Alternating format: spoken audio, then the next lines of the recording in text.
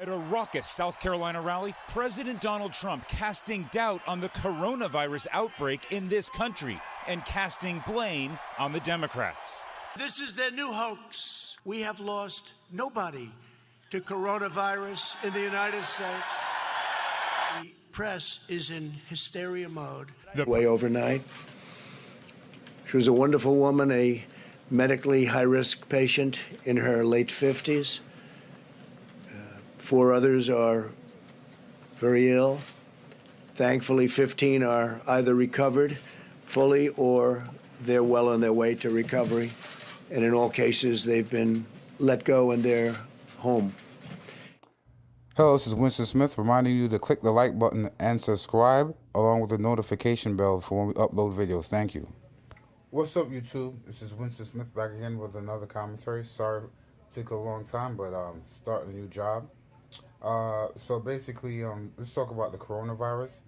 Hours ago, Donald Trump, number 45, the big orange himself, went out there and made a statement saying that the coronavirus was a Democratic hoax. He basically said that a virus that's a worldwide plague right now is a hoax created by the Democrats. Sounds familiar. Global warming, which is scientifically proven, is a hoax. His impeachment was a hoax. The Mueller trial was a hoax. Now, hours later, after he basically went out there in a rally and said that the coronavirus was a hoax created by the Democrats and that the scope and the spectrum was a hoax, now you have to go and eat his words, right? Within a couple hours later, there's been a first civilian casualty of coronavirus in the United States of America. And he basically had to go back out hours later, and again, he has no accountability for his actions. He has no accountability for the words he uses. Hours later, I mean, he could basically, if you lie to people saying that the coronavirus is blown out of proportion, then you're creating a public health risk, because people will basically say, okay, we trust the president, and not take proper precautions, not wash your hands as frequently, because they'll basically, well, the president's saying that's blown out of proportion. Hours later, there's a death right now in the United States of America. And he said that there was an elderly woman, 50-something years, 50-plus years, that she had a compromised immune system. That's the reason why she should come to the coronavirus. But at the same time, it was irresponsible for him to go on national TV.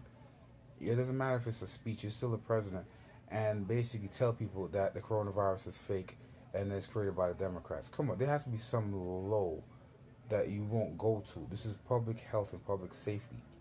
You would think, I mean, again, I've said it before, it doesn't seem that he cares about the job. He cares more, he's like a used car salesman. He will sit there and just wink and smile and tell you all the stuff you want to hear until the car basically blows up on you or on your block. As soon as you drive off a lot, you don't even get a chance to park in your parking garage or parking lot. It catches fire and the engine blows up on you. Right? He just wants to get you off the lot, done deal. You know what I mean? He just want to cash a check. Transaction closed. He's done. He's gone home. And even in his speech where he confirmed the one death in the United States of America, he didn't even go back and backtrack and recant his previous statement. He didn't say anything about his previous statement. It's like he never said it.